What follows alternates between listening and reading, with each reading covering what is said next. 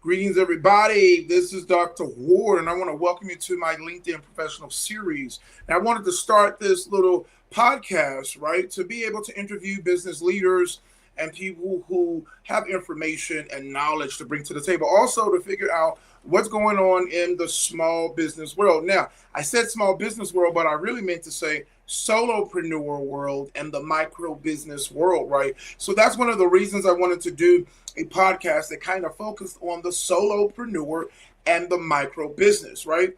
So many times we hear small business and we have a lot of solopreneurs and we have a lot of micro businesses that feel like, or they may believe in error, that you are a small business and you are not, right? So the solopreneur may be an individual who is trying to lower the load of work because they have a business, but they have to do it themselves, right? So these are individuals who are now leveraging AI and agents to be able to do work, but you're trying to do it yourself. You don't have a big team yet. A micro business is conducting business with a small team, quote unquote small teams. There's a minimum amount of people that you have, but you're doing it together in a team versus a small business, which could be doing hundreds of thousands of dollars in revenue and have teams is, up to, some would say 25 people, right? So you can do anywhere from hundreds of thousands to a few $1 million in business. So there are a group of business leaders out there. You are solopreneurs, right? And a lot of the tools out there, they can help us, but they're not templated for us, right? I am a solopreneur myself, right? So we sit in a class and we can sit in an accelerator, but the information we're getting is going to apply differently to us. We're hearing it differently than a person who has a small business, hundreds of thousands of dollars, of loans, money, or they have bought, into a business.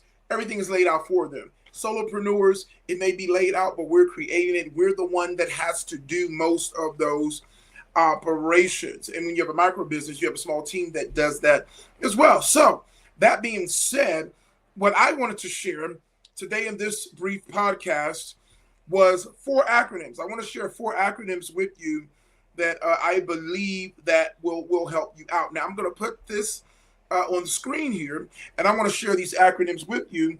And they're not highlighted on the screen, but you will see me go over them. So let's go over these now that these bad boys are here. Right now, I'm going to play with some screens here, and we're going to go right on back. Thank you. So when you look at the screen, and hopefully you can see this, and I have this here. Actually, let's go here. This is what I want to do today. So you see here, there's a list of acronyms that I have compiled for training, right? So this is coming from a worksheet and some things that I have done for training, right? So you see here, and so the acronyms I want to go over with you today are 4. So let's go on them. Let's get it started. Let's start with them. The first one is MOQ. So MOQ, and these are acronyms that'll help you, in your business. I say just take a note, and I say it's an exercise for you. If you are a solopreneur, even a small business owner, if you're a micro business, you need to have a list of acronyms so you can be able to talk with your investors. You can be able to have that exchange with the bank, and you need to know what these are. They should not be foreign to you. So the first acronym I want to go over today is MOQ. MOQ stands for minimum order quantity, right? And so what is the MOQ? MOQ is the smallest order or supplier, the smallest order a supplier or co-manufacturer will accept. Higher MOQs typically unlock lower per unit pricing, right? So if you have a product and you're ordering things in bulk, this is something that you need to know. So when you see it, you know what it is. Now this next one here is one that can be super important, and this is the ROAS, right? This is your return on ad spend. Return on ad spend, right? Because we're told to do pitch decks, we're told, to do business planning, but you need to know these acronyms so you can understand what needs to happen and where you need to go with the business. Return on ad spend is revenue generated per dollar of ad spend. It's your revenue per ad spend, right? And then you have a blended ROAS across different paid channels. But let's stick with the revenue generated per dollar of ad spend, right? So how much money for every $1,000 you're spending in ads, how much money is that generating you, on the back end? Now I used 1,000 as a number, but for every dollar that you spend, what is that generating you on the other end as far as business, right? This is key because you will hear different percentages of your budget needs to be for marketing, but marketing can be complex. And so the next acronym that I want to go over is another important one, y'all. This one is TAM, right? This is total addressable market, right? This was important to me because when I was redoing my pitch deck and I was redoing my business plan, right?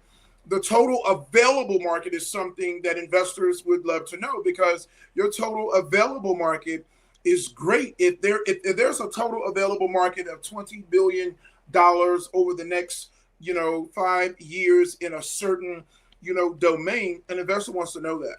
And then on top of that, they want to know, do you have a slice in that market, right?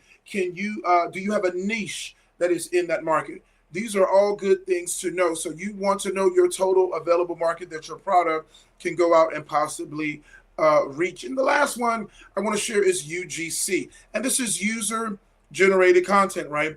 User generated content. So you'll hear user generated content sometimes when you talk about people who are doing videos about your product, right? If you have a product and you really want to sell it, it's great to get user generated content about your product because it will help you. And this is content created by real customers, which are reviews, before after photos, application videos, and these are things other than the brand, right? And these are identified and generated by your users. So that is it for this session. I wanted to show these three acronyms, and let's go back over them. So MOQ, your minimum order of quantity; ROAS, return on ad spend; user generated content; and your total available market. So hopefully these are some acronyms that you can go and look up and you can learn and you can apply these to your business, right? And so if you'd like to interview, if you have information that you want to share, right, with anyone, no matter where you are, please let me know. I would love to have you on, and I would love to interview you here on the show. And I hope you got something from today's broadcast. Thank you for tuning in. And please leave a message or a like or a comment if you found this very informative. Thank you. And until next time.